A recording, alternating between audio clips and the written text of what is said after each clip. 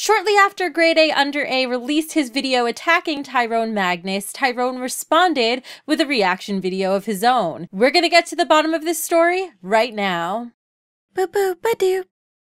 I'm going to be putting my personal opinion aside for most of this video because, quite frankly, I really enjoy Tyrone Magnus's content and I really love Grade A's content. So instead, what we're going to do is play Devil's Advocate, where Tyrone is going to present his point of view. I'm going to select a few points to respond to, and I will present the opposing point of view. I do have a video where I've already done this in response to GradeAUnderA's original video where he attacked Tyrone, and I played Devil's Advocate against Grade A. In fact, I'll put an annotation to that probably around here and a link in the description below. Let's get started. Let's look right at the first second. For obvious reasons, this response will be done with earphones on. Grade A must be desperate because he lied and twisted my words to try and make it look like I lied. Full Twitter DM, direct message, will be at the end of the video. He's definitely a class act and indeed lower than I thought. Why do you feel like you aren't able to present this video in your regular format if you feel that your regular format is covered under fair use? Just because Grade A threatened that he would strike your video doesn't mean that you shouldn't still do it if you want to defend your rights and believe that you're correct. But I'll give it the benefit of the doubt and assume that you're trying to resolve this situation peacefully. Someone told me that you're supposed to be a teacher or something. That makes me feel even worse about who you are, because now I'm like, this guy is teaching our children. A mean-spirited person like this is teaching our children. Starting out with an insult, it would really be better to stick to the facts. Because we're not breaking the rules. Okay, so now we see that Tyrone is going to use fair use as his defense. Which means that one of the things we'll be looking for is, are his reactions truly transformative? Now I'm jumping into Adobe Premiere for a second so I can scrub through this footage quicker than I can on YouTube. So far, your reactions aren't looking particularly transformative. Now, while we're in Premiere, I'm going to show you what I did. You might notice that there are two sets of audio down here. The blue one has a lot of noise on it, while the green one doesn't. So what I did is I took the audio from Tyrone's video and brought it into Audacity, a free software editing program that allowed me to remove the noise from this footage so that we could better separate out where he's making a substantial sound from the background noise. And that's the green audio you're seeing right here. So when you're scrubbing through this, there are certainly long periods where he's not contributing much, occasionally stopping to say something. Because we're not breaking the rules. But there's a lot of footage here, like this segment, where if Grade A's original video was playing, it could be argued, is it really necessary? As we'll see later, Tyrone makes the defense that his body language is reacting even if he's not saying anything. And here we have an example of that happening. But would you say this body language is transformative? Is it really transforming the original video enough to be covered under fair use? I've just paused it. He said that the reaction videos don't help YouTubers. They absolutely do help them. I can't tell you how many people have written to me and thanked me and talked about how their subscribers have grown and their views have grown because we've done reactions. Well, let's be fair. It helps some YouTubers more than others. For example, if you were to react to this video, it would really help me. I'm a much smaller channel, and it would most likely give me a lot of views. And if those people like what they see, possibly even subscribers. If you reacted to a larger YouTuber, it doesn't help as much. And he just said that they do it purely to promote. We don't do it purely to promote. We do it for critique and the reaction and the review. You have to admit that it does help your channel grow. By making reaction videos to popular topics, using titles and keywords that match the original video, YouTube's algorithms will promote you in search when people are searching for that original video, and you'll show up as a related video on the side. As an example, the video I made responding to GradeAUnderA. Look at it showing up on the right-hand side. It's showing there because of the metadata, which links the videos together. And the benefit is that we get views as well as the other channel gets views.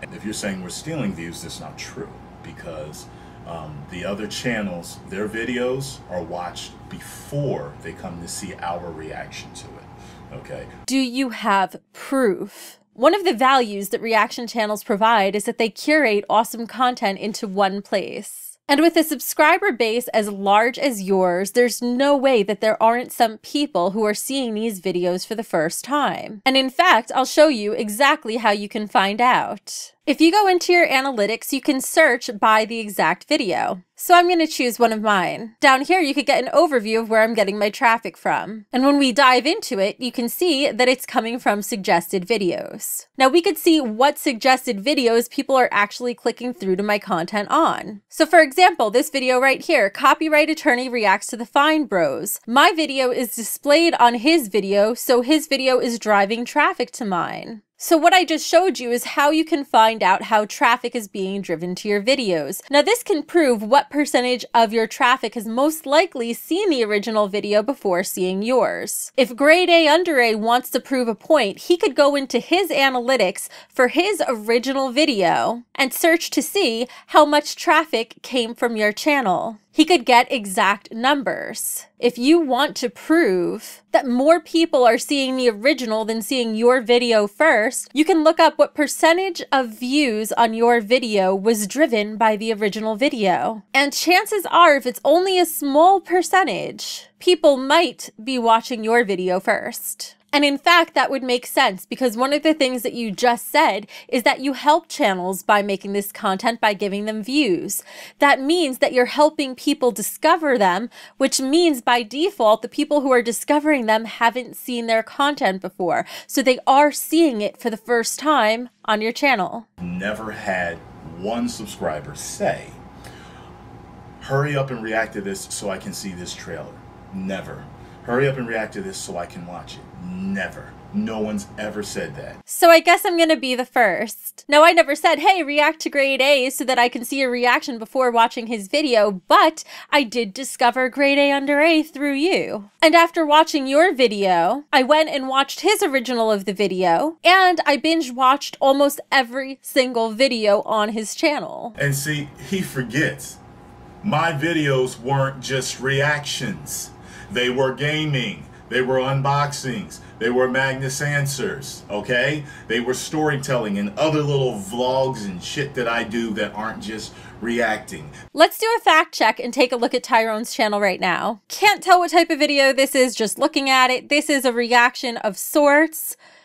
This is a notification about reactions. This is a reaction. This is a Q&A, so it's not a reaction. This is a reaction. Can't tell if this is a reaction. This is not a reaction. This is not a reaction. This looks like a reaction, but I can't tell. This is not a reaction. So yeah, I would say there's a mix of content there. But at the same time, if we look at Tyrone's most popular uploads, they're all reactions. In fact, let's sort all of his videos by most popular. Reaction, reaction, reaction, reaction, reaction, reaction, reaction, reaction, reaction, reaction, reaction, reaction. All reactions on the third row. So safe to say that his most popular videos have been reactions. He didn't pick any of the videos where Ryan's talking and he's like, oh, you know, Ryan is, oh my God, nice. None of that where he's making his jig jokes, none of that stuff. He's not doing none of that. He picks one where he's quiet.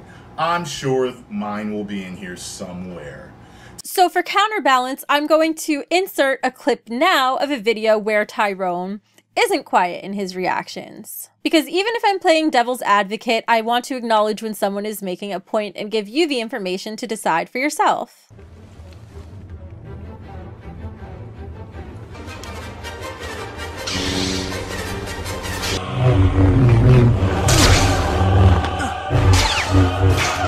You can see he's doing a lot more than just sitting there silently staring at the video. He's adding something to it, which is transforming it. If reactions disappeared, my channel would be fine. Because I still do the news, I still do Magnus Answers, I still do the unboxings, I still do the gaming. And I mentioned this in my video on Jinx quitting reactions. You can build up a base using reactions, create other content for the people who've discovered you through reactions, then stop reacting and pivot and just create your own content. And this is a solid growth strategy that, mark my words, I bet you a lot of reaction channels are going to do as this controversy continues. I don't know now, you know what I mean? Maybe you're not a teacher, maybe you are a kid, you know, that hasn't a fully developed brain yet, because you don't really understand it, and that's not a shot at you. I'd say that's a shot at him. He said it equates to hundreds. Well, first of all, I told him in the DM that I don't check my videos to see how much they're making. I don't. I look at the big number at the end. Well, now would be a great time to start looking. I'll show you how to find it. Once again, you go into your analytics and you type in the name of the video you want to search for. So I'm going to do the same one I just looked at before. Then you click on estimated earnings and boom, it tells you how much you made from that one video. Again, it's your privacy, so no one's gonna force you to give these numbers. But if you wanna present them to defend your case, or even to just see for yourself, this is how you do it. It is totally possible. No, you're the one that made all the money off the video. Because the people that came to see me react to it already saw your video. They weren't seeing it for the first time on my channel. That's not necessarily true. Do you have proof of that, or is it just anecdotal evidence? As I discussed earlier, if GradeAUnderA really wants to look, he could probably see how much traffic was driven by your channel, which would argue that those views came from you first. He's saying he didn't make any video off of my video after claiming it. That's what he's telling me. And me and him got into it in the DM, and I told him, well, he says, I didn't make $1 damn, or whatever he was saying. And I was saying, well, listen, it would have depended on when you claimed it. Oh, so we finally get to the crux of the issue. GradeAUnderA is upset that he didn't make money off of this reaction video. Trailers, like Warner Brothers, Universal, they claim all their videos. And there's other YouTubers out there that claim their videos. So we don't make any money off them. A lot of times it's, we're usually claimed within the first few minutes of upload. Sometimes it's within the first day, literally. That's not true. At least not 100%. Just because a video is claimed doesn't mean you can't dispute that claim and have it lifted so that you can make money from your video. For example, this video, my very first video, where I reacted to a clip of a hockey player getting his teeth knocked out, the NHL originally filed a claim against the video. In fact, you could see I uploaded the video on January 5th at 12:58 a.m. By 5:01 a.m., the NHL claimed my video. Tyrone is right, they usually do get claimed very quickly. And I disputed the claim. Just 6 days later, the claim was lifted. And now you could see by the blue $sign, it is monetized and I am back to making money on the video. All you have to do to file a dispute is come to your video and click the File a Dispute button. And you can argue that your video is fair use. We don't ask for, goddamn, he said that we don't ask for permission because we won't make money. That's absolutely false. Just have to point out that legally this is correct. You do not need permission if you are using fair use as your defense. Again, it is always easier and the far better route if you can get permission, but you don't have to. And that is the entire purpose of fair use, to cover those cases where you don't need permission. And there are videos that I go to, that I've gone to and I've asked permission from, because the people have stated, please ask permission if you want to use this. And I just thought that was important to leave in because he has asked for permission. So saying that he never has isn't correct. Although we don't have proof of it, but we also don't have proof that GradeAUnderA has asked for permission for his videos either. I don't read my emails. They all have a specific heading, and you know each and every time that it's a third-party claim. So he thinks I saw his third-party claim and then deleted it. That's his problem. So he's saying I deleted it after the third-party claim. That's a possibility because I don't read those emails. Do you get that? And there's the rub. That is where we find out that this is really a personal issue between two people that should have been resolved privately. Well, I'm telling you it was a coincidence, Grade A. That's what I'm telling you. And I inadvertently hurt you and hurt your feelings and your revenue stream that you claim that you were supposed to get from me. So guess what? I'm sorry for inadvertently hurting you when I was actually trying to please you by deleting the video. I am so sorry, Grade A. Now let's see what the rest of your video is about. I'm honestly sitting here trying not to laugh, but there we have it, ladies and gents. We have an apology. Do you know how many videos I get copyright claims on? Why don't I delete all of them then? Huh? I didn't have a problem with you. You were the one that had the issue with me. And I didn't even know it until last week. So why would it? See, you don't know what the fuck you're talking about. All right, so GradeAUnderA says that Tyrone did this to him on purpose because he didn't want Grade A to make any money from the video. After seeing the rest of this video, I am dying to read what your opinions are in the comments below. He was totally, absolutely wrong about the first point he made about the videos, that we add nothing. So, boom. So we're still in fair use. We're still in fair use because he's wrong about that. To clarify, just as I said GradeAUnderA cannot determine whether or not something is fair use, neither can you. You can say that you believe you're covered under fair use, and people watching can give a hopefully informed opinion on whether they think it would be covered by fair use. But the only way to determine for sure if this is fair use, as we can see it is highly debatable, is in a court of law. And here we come to a final resolution. He says they're using it in the entirety. So, I'm, and like I said, I've always told you, I'm always willing to admit if there's a point made. I can admit either if I'm wrong or if it's something I need to look more into. So I'm going to take a look at this whole copyright issue thing and just make sure. And guess what? If I totally agree with him, guess what? I'll start doing reactions with just parts of the videos.